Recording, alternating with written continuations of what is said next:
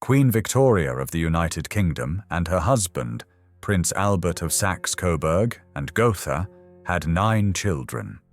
5 of them were daughters who, through their marriages, forged dynastic ties between the British Crown and the principal royal houses of Europe. In total, a large portion of their descendants, 26 out of 42 grandchildren, married into European royalty or nobility, earning Victoria the celebrated epithet, Grandmother of Europe. The princesses Victoria, Alice, Helena, Louise, and Beatrice were not only key figures in 19th century dynastic diplomacy, but also played prominent public roles. Each, in her own way, supported her mother in representing the monarchy and embraced social or cultural causes without straying from the strict Victorian code of conduct. It is also worth recalling that Prince Albert exerted a decisive influence on the education of his daughters, providing them with tutors and a comprehensive intellectual formation to prepare them for their future duties. The following account explores the lives of each of these 5 princesses, from their birth to their death, highlighting their education, marriage, descendants, public role, and personal legacy. Before continuing with this fascinating documentary, we invite you to subscribe to the channel and activate the notification bell so you don't miss any of our videos. Without further ado, let's begin. Princess Victoria Adelaide Mary Louisa, affectionately known within the family as Vicky, was the eldest child of Queen Victoria and Prince Albert. She was born on 21st November 1840 at Buckingham Palace. It is said that when the attending physician exclaimed regretfully, "Oh, Your Majesty, it is a girl," the Queen, who had hoped for a male heir, replied calmly, "Never mind, next time it will be a prince." Indeed, the infant Victoria initially held the position of heir presumptive to the British throne until the birth of her brother, the future Edward VII, in 1841. That same year, at only a few months old, she was granted the honorary title of Princess Royal, traditionally reserved for the sovereign's eldest daughter. The princess's childhood unfolded in a loving yet demanding family environment. Her parents, especially Prince Albert, closely supervised her education. Vicky proved to be an exceptionally bright child. She learned French and German at an early age and received lessons in history, science, and politics to help her develop an independent mind. Prince Albert, a man of liberal convictions, saw in his eldest daughter an opportunity to spread his ideals across Europe. In 1855, at the age of 14, Victoria met the Prussian Prince Frederick William, Fritz, heir to the throne of Prussia, during his visit to London. Their meeting led to mutual affection, and upon turning 17, she married him on the 25th of January, 1858. The royal wedding at Windsor Castle marked the first union between the British and Prussian royal houses in generations, and was celebrated with great splendor, though the young bride bid farewell to England with deep sadness as she embarked on her new life abroad. As Crown Princess of Prussia, Victoria faced a conservative court that regarded her with suspicion for being English. Nevertheless, she wholeheartedly supported her husband's aspiration to establish a more constitutional and liberal monarchy in Prussia. The couple had 8 children, including Prince Wilhelm, born in 1859, whom Victoria sought to educate according to progressive methods for the time. However, a birth injury that left the boy with a disabled arm, combined with cultural differences, strained their relationship. Over the years, Vicky found herself increasingly isolated within the Berlin court, particularly after the rise of Chancellor Otto von Bismarck in 1862, who considered both her and her husband a dangerously liberal influence. Without formal political power, the princess devoted herself to charitable causes, founding schools for girls' education and nursing institutions modeled on British examples. A devastating personal blow came at the end of 1861, when Prince Albert died in England at the age of 42. Victoria was heartbroken upon receiving the news in Prussia. Pregnant with her third child, she travelled with Frederick to attend the funeral at Windsor Castle and to comfort her grieving mother. This tragedy coincided with political tensions in Prussia, yet the Crown Prince and Princess, still in mourning, remained distant from the constitutional crisis then dividing King Wilhelm I and the Prussian Parliament. In 1871, following the Franco-Prussian War, Prussia achieved German unification, and Frederick became Crown Prince of the newly proclaimed German Empire. Princess Victoria thus became Germany's Crown Princess, though her difficulties at court persisted. Only after the death of the aged Wilhelm I in 1888 were Vicky and her husband able to ascend the imperial throne, she as Empress Consort of Germany and Queen of Prussia. Tragically, this long-awaited moment was short-lived. Emperor Frederick III suffered from terminal cancer of the larynx and reigned for just 99 days. Victoria cared for him devotedly until his death in June 1888. Overwhelmed by grief, the widowed empress, henceforth known as Empress Victoria, was immediately excluded from public life by her son, Kaiser Wilhelm II, who removed her from court and political influence. She retired to Friedrichshof Castle in Kronberg, Hesse, which she had built in memory of her late husband. The Empress Dowager's final years were spent in quiet seclusion, devoted to painting, family, and an extensive correspondence.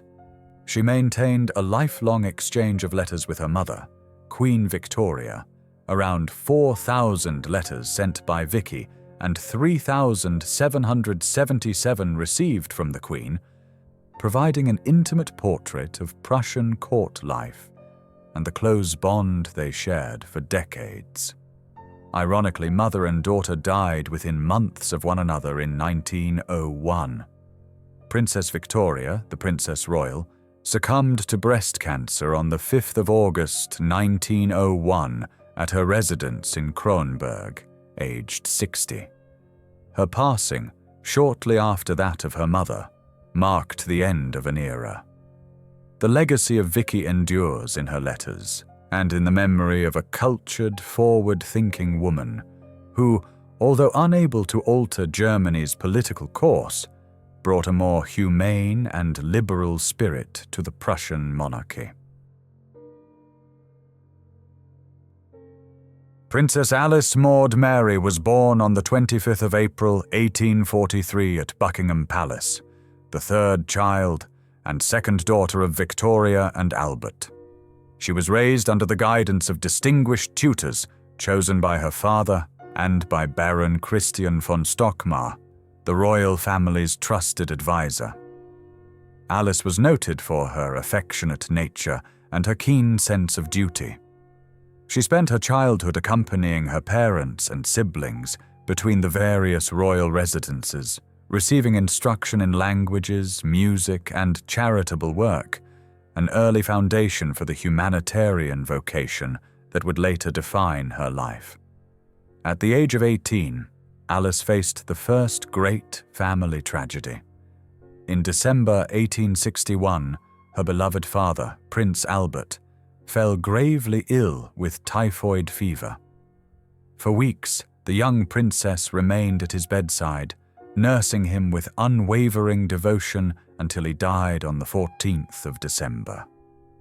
After Albert's premature death, Queen Victoria withdrew almost entirely from public life, overwhelmed by grief. During these somber months, Alice assumed the informal role of her mother's secretary, assisting with correspondence and daily duties throughout the first half of 1862. The responsibility fell to her as the eldest unmarried daughter at home, and it revealed her maturity and deep filial loyalty. While the court was still in deep mourning, the princess was married. On the 1st of July 1862, barely 6 months after Albert's death, Alice wed Prince Louis of Hesse and by Rhine, heir to the Grand Duchy of Hesse. The wedding, held privately at Osborne House on the Isle of Wight, was notably solemn. Queen Victoria herself admitted that the ceremony felt more like a funeral than a wedding, a reflection of the family's lingering sorrow. Nonetheless, Alice's marriage sealed an alliance between the British House of Hanover and a smaller but respectable German dynasty. Settled in Darmstadt, the new Princess of Hesse, and from 1877 Grand Duchess Consort, following her husband's accession, had to adjust to a far more modest lifestyle than the one she had known. The couple's finances were limited, their obligations many, and tensions occasionally arose between Alice and Queen Victoria due to distance and personal disagreements. Despite this, Alice devoted herself conscientiously to her dynastic and domestic responsibilities. She bore 7 children: Victoria, Elizabeth, Irene, Ernest, Friedrich, Alex, and Marie. Tragically, Prince Friedrich, who suffered from hemophilia, died at the age of 2 after falling from a window, a loss from which Alice never fully recovered. Alongside her role as mother, the Grand Duchess developed an outstanding career in social welfare. She became a patron of charitable causes, especially those related to nursing and the improvement of sanitary conditions in her small state. An admirer of Florence Nightingale, Alice promoted the training of nurses and the creation of field hospitals. During the Austro-Prussian War of 1866, when Hesse, aligned with Austria, was drawn into the conflict, the princess, then pregnant with her daughter Irene, threw herself into organizing military hospitals and founded the Princess Alice Women's Association to coordinate care for the wounded. Her compassion and tireless energy made her deeply beloved among her subjects. She also cultivated intellectual interests uncommon among royal women of the period, forming a friendship with the theologian David Strauss, whose ideas opened new spiritual perspectives for her beyond traditional doctrine. In June 1877, Alice became Grand Duchess of Hesse and by Rhine when Louis IV succeeded his uncle. The weight of her growing responsibilities, combined with personal tragedies, began to undermine her already delicate health. The following year, disaster struck the family. In the autumn of 1878, a diphtheria epidemic swept through the Darmstadt household. One by one, nearly all of Alice's children fell dangerously ill. Without hesitation, she nursed them day and night for weeks. Despite her devoted care, her youngest daughter, the little Princess Marie, died aged just 4. Exhausted and heartbroken, Alice eventually contracted the disease herself. She died on the 14th of December, 1878, exactly 17 years after her father, at the age of 35. Her premature death in the prime of life caused profound sorrow. Queen Victoria, despite their occasional disagreements, was devastated by the loss. Alice left a lasting legacy. Her charitable initiatives in Hesse became a model for similar efforts in other German states. Through her children, she was linked to several European royal houses. Her daughter Alex married Tsar Nicholas II of Russia, becoming the last Empress of Russia, Alexandra Feodorovna, and another daughter, Victoria, became the mother of Lord Louis Mountbatten and maternal grandmother of Prince Philip, Duke of Edinburgh. Although Alice did not live to witness these destinies, her influence extended across generations. History remembers her as a virtuous and selfless British princess whose compassionate nature anticipated the humanitarian role many royal women would later embrace in the 20th century. Princess Helena Augusta Victoria was born at Buckingham Palace on the 25th of May 1846, the third daughter and fifth child of Queen Victoria and Prince Albert. From the outset, she grew up at the heart of a large and closely knit royal family.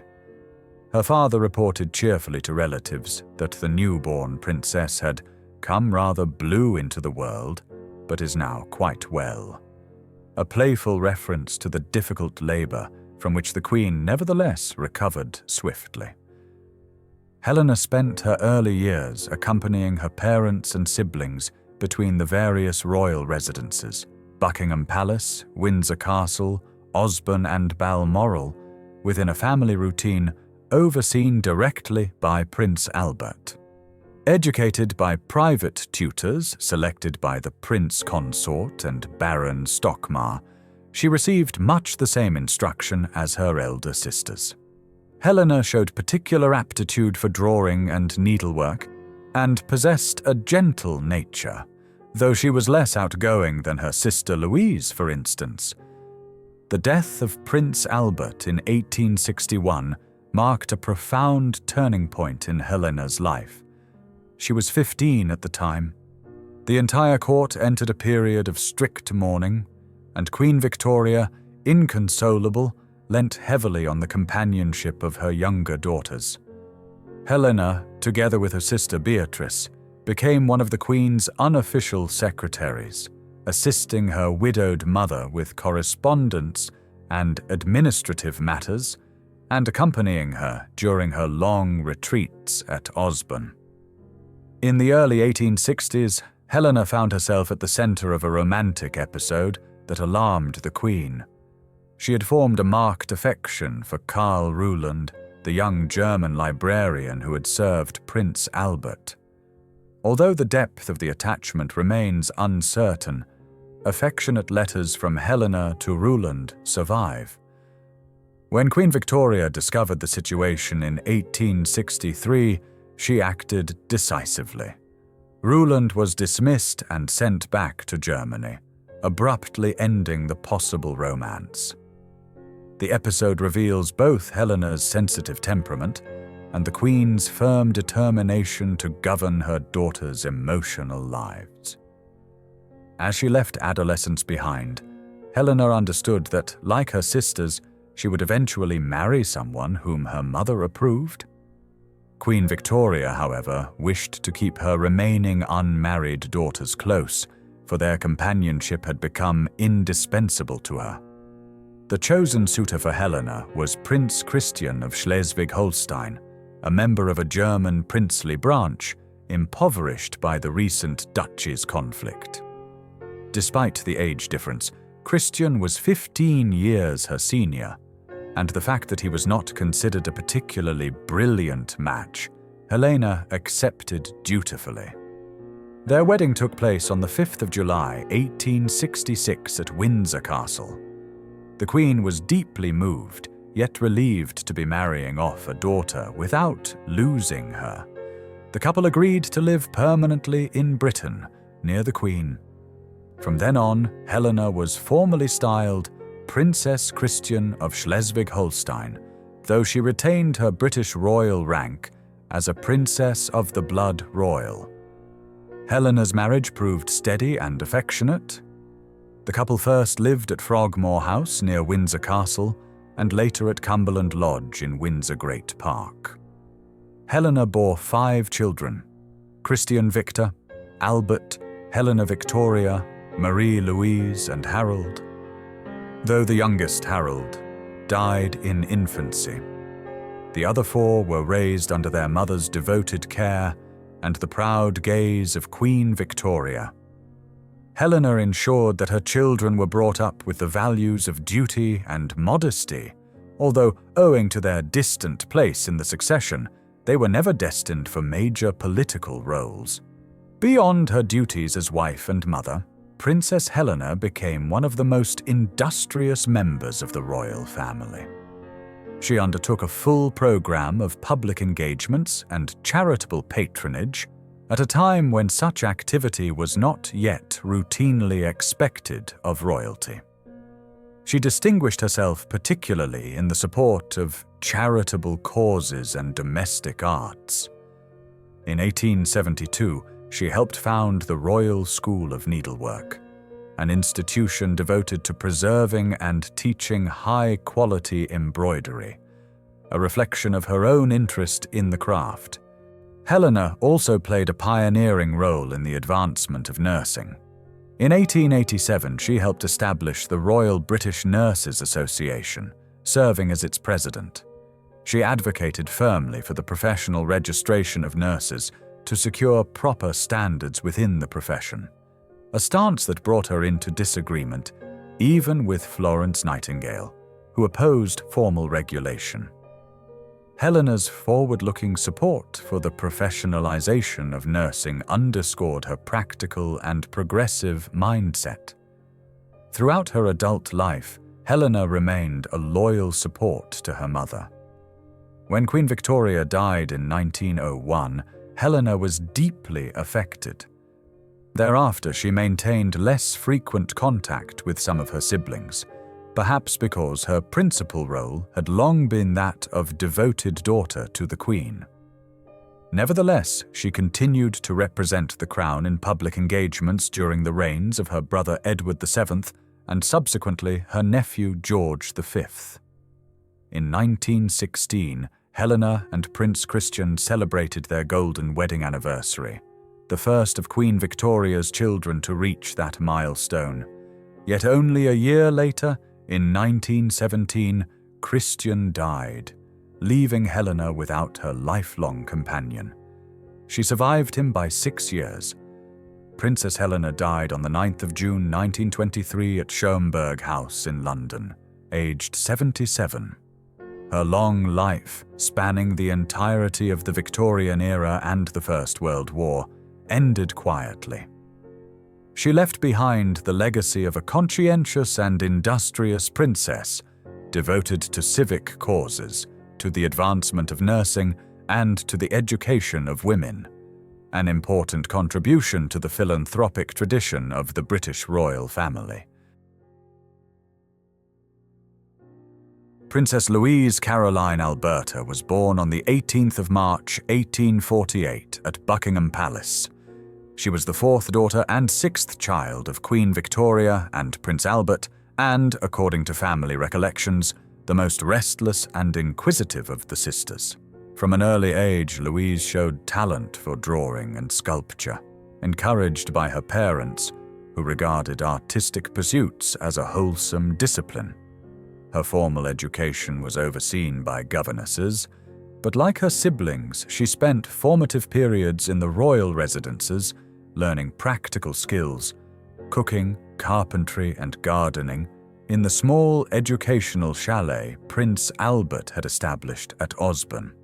The family tragedy of 1861, the death of Prince Albert, occurred when Louise was 13. At such a difficult age, the young princess was confronted with her mother's grief and the seclusion of the court. Louise channeled part of her sorrow into artistic study, devoting herself more intensely to sculpture and drawing.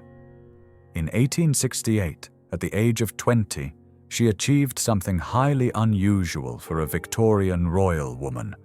She undertook formal artistic training.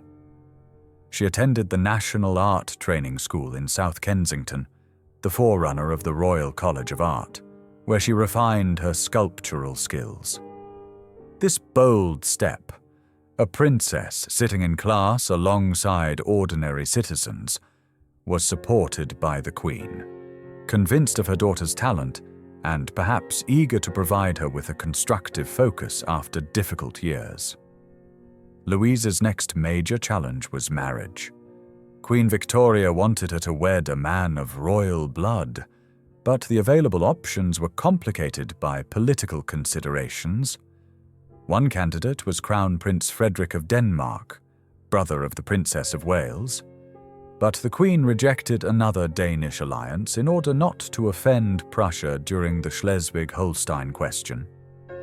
Prince Albert of Prussia, cousin of Louise's brother-in-law, the Crown Prince of Prussia, was also considered, but he declined to live in Britain. Faced with these difficulties, the Queen, breaking with precedent, opened the possibility of a morganatic marriage, whereby Louise might marry a British nobleman rather than a foreign prince. This idea, innovative and even shocking to some at court, initially met resistance from the Prince of Wales, Louise's elder brother. Eventually, however, a suitable candidate emerged. John Campbell, Marquess of Lorne, eldest son of the Duke of Argyll, a distinguished Scottish aristocrat. John George Campbell was young, cultivated, a member of Parliament, and belonged to a family long friendly with the Queen. With consent on both sides, the engagement was announced. The marriage between a royal princess and a British nobleman took place on 21st March 1871 in the private chapel at Windsor Castle. Louise, aged 23, married for love and with a clear sense that she was breaking new ground. Becoming Marchioness of Lorne, she settled with her husband in London. The couple had no children. Physicians believed that Louise had been rendered infertile by complications arising from mumps in her youth, a fact that fueled malicious rumors about Lord Lorne's sexuality, never substantiated. Despite the absence of offspring, the marriage endured for decades, albeit with periods of separation due to differences in temperament and interests. In 1878, Louise's life took a diplomatic turn. The Marquess of Lorne was appointed Governor-General of Canada, the Crown's representative in the Dominion. The princess accompanied him enthusiastically, and the couple travelled to Ottawa later that year. During Lorne's term of office, 1878 to 1883, Louise became widely admired across Canada. She took part in numerous official engagements and travelled extensively through the country, becoming the first British princess ever to set foot on Canadian soil. In her honour, the district of Alberta, later the province of the same name, was named after Louise's third forename. A beautiful mountain lake was also named Lake Louise, reflecting the affection she inspired among Canadians. The princess left an artistic imprint as well, decorating rooms in the official residence and producing watercolors that survive to this day. Not all her time in Canada was happy. In February 1880, she suffered a serious carriage accident in Ottawa when the vehicle overturned in deep winter conditions.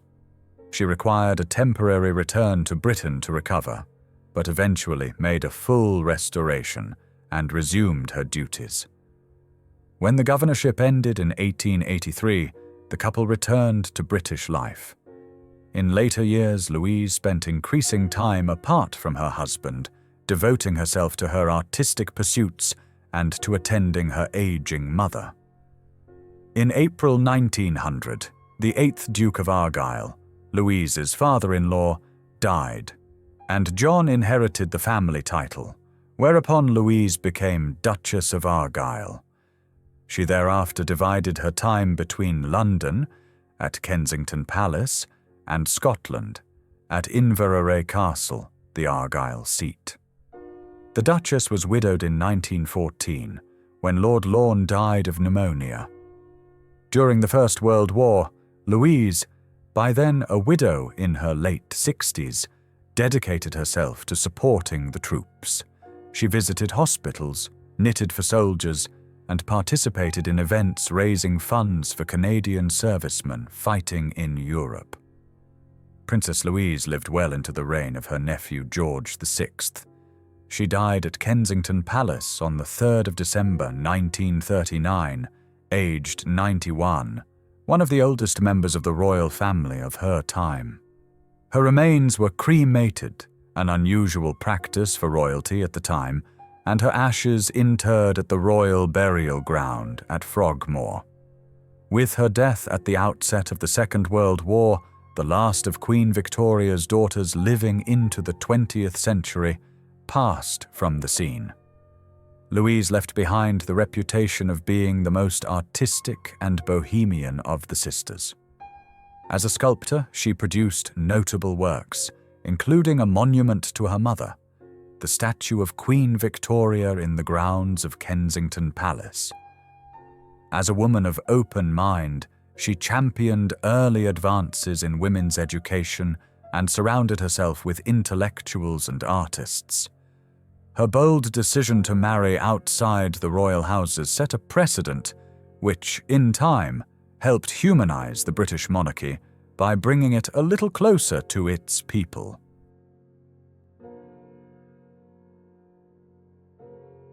Princess Beatrice Mary Victoria Feodora was born on the 14th of April, 1857, at Buckingham Palace.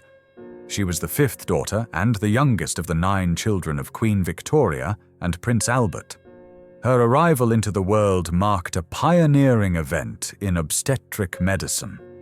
The Queen chose to ease her labor pains with chloroform, then a novel and controversial anesthetic. Despite objections from the Church of England and part of the medical profession, who considered its use dangerous, Victoria was undeterred and employed that blessed chloroform to give birth without suffering. 2 weeks later, she recorded joyfully in her diary, "I was amply rewarded when I heard my beloved Albert say, 'It is a beautiful baby and is a girl.'" The little Beatrice proved indeed to be a healthy and beautiful child. She was baptized in June 1857 with several names. Albert and Victoria chose Beatrice Mary Victoria Feodora, Mary after Princess Mary, Duchess of Gloucester, the last surviving daughter of King George III of the United Kingdom, Victoria after the Queen, and Feodora after Princess Feodora of Hohenlohe-Langenburg, the Queen's elder half-sister. Within the family, however, she would be affectionately called Baby for many years, as the youngest child. Beatrice's early years passed in a comfortable and loving environment, but stability was abruptly shattered when she was 4 years old. The death of Prince Albert in December 1861 affected Queen Victoria and all her children deeply, but it especially transformed the destiny of little Beatrice. With her elder sisters marrying or assuming other duties, Beatrice became the constant comfort and support of her widowed mother. The Queen, devastated by the loss of her husband, sought refuge in the company of Baby. Beatrice began assisting her with small tasks, and Victoria came to envisage that her youngest daughter would remain always by her side, even renouncing marriage. As she grew older, the young princess understood and largely accepted this destiny. She would be the unmarried daughter and companion of the Queen. Possessing a gentle, affectionate, and serene disposition, Beatrice embraced the role of confidant and private secretary to Victoria, attending her throughout the Queen's long periods of withdrawal at Osborne and Balmoral. However, Beatrice's heart was not immune to romantic feelings. Over the years, several suitors showed interest in her hand, though the Queen at first refused even to consider the possibility. Among the candidates was Prince Napoleon Eugène, son of the deposed Emperor Napoleon III of France, whom Beatrice met and was rumored to have fallen in love with. But that budding plan ended in tragedy. The French imperial prince died young in 1879, fighting in the Anglo-Zulu War. Another proposal came from within the family. Grand Duke Louis IV of Hesse, Beatrice's brother-in-law, widower of Princess Alice, was mentioned as a possible husband, but the idea did not prosper. Throughout these years, Victoria showed open hostility to any matrimonial scheme for her youngest daughter. Beatrice's destiny changed in 1884, when at the wedding of a niece she met Prince Henry of Battenberg. Henry was a member of a minor German aristocratic family. Son of Prince Alexander of Hesse and a Polish countess, he had renounced his succession rights and served as an officer in the Prussian army. Young, handsome, and kind, Henry won Beatrice's heart. The two fell deeply in love. Upon learning of this, Queen Victoria initially reacted with coldness and absolute disapproval. According to anecdote, she stopped speaking to Beatrice for days after hearing of the engagement.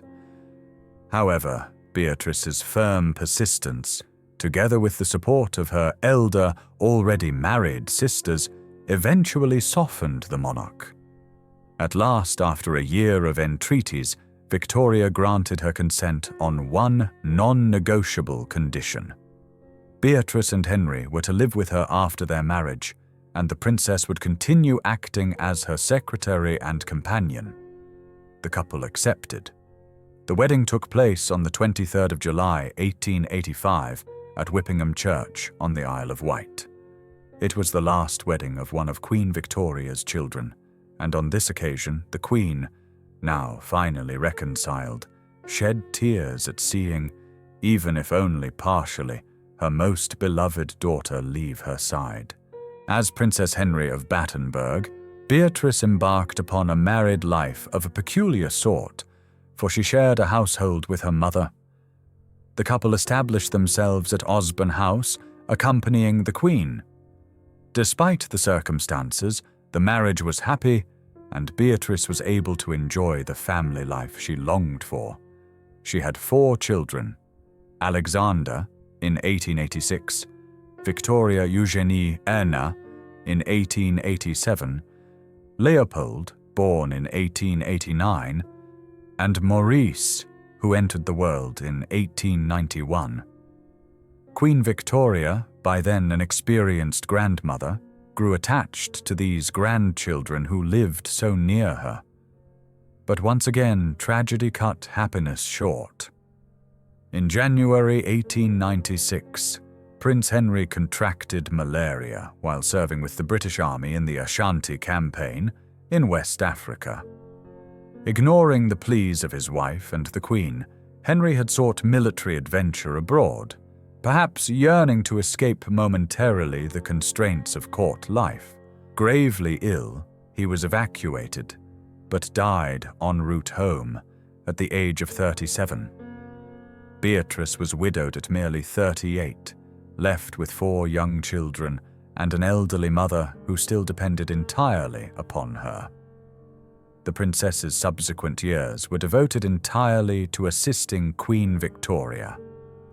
Beatrice resumed her place at her mother's side without the companionship of a husband. Thus passed the twilight of the Victorian reign and of the Queen's life, always with baby present. When Victoria died on 22nd January 1901 at Osborne, Beatrice held her hand. That loss, though expected given the Queen's advanced age, was devastating for Beatrice. She not only lost her mother, but also the life's mission she had fulfilled since childhood. After the period of mourning, Beatrice faced a new chapter as the widowed Princess of Battenberg. With the permission of her brother, King Edward VII, she undertook a task of great magnitude: the transcription and editing of Queen Victoria's personal journals. She had been designated her mother's literary executor, entrusted with reviewing more than half a century of private entries. For approximately 30 years, Beatrice meticulously transcribed the journals, selecting passages and censoring material that might affect the reputation of Victoria or the Crown.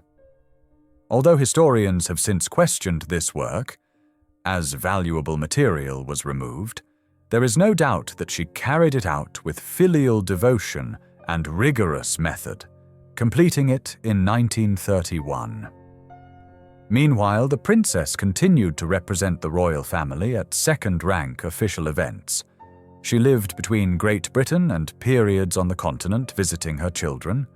She had the joy of seeing her daughter Ina become Queen of Spain after marrying Alfonso XIII in 1906, though she also suffered the sorrow of Ina's exile after the fall of the Spanish monarchy in 1931. Beatrice also saw her sons serve in the First World War. Maurice was killed in action in 1914, and Leopold died in 1922 at only 32 due to inherited haemophilia. These losses deepened the air of melancholy surrounding the princess. Beatrice, nevertheless, remained active and lucid even in old age.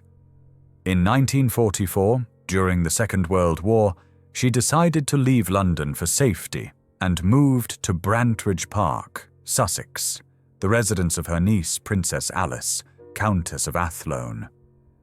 There she died peacefully in her sleep on the 26th of October, 1944, aged 87. She was the last surviving child of Queen Victoria, outliving all her siblings and closing a definitive chapter in Victorian history. Kings and newspapers across Europe mourned her death, recalling her as a living symbol of the Victorian era. Beatrice left a singular example of absolute family devotion and royal discretion. Her work in preserving her mother's journals has provided posterity with a window into the intimate life of 19th century monarchy. Moreover, through her daughter Victoria Eugenie, Beatrice's bloodline flows today in the Spanish royal family, once again linking British and European history. And so we come to the end of this video. We hope you have enjoyed it. If you have anything to add, please share it with us in the comments section. Give us a like and share the link with all your friends and family so that more people may learn about the daughters of Queen Victoria. Thank you for following us, and if you have not yet subscribed, we invite you to do so and to activate the notification bell as we regularly upload historical content that will be of great interest to you. We'll see you in the next video.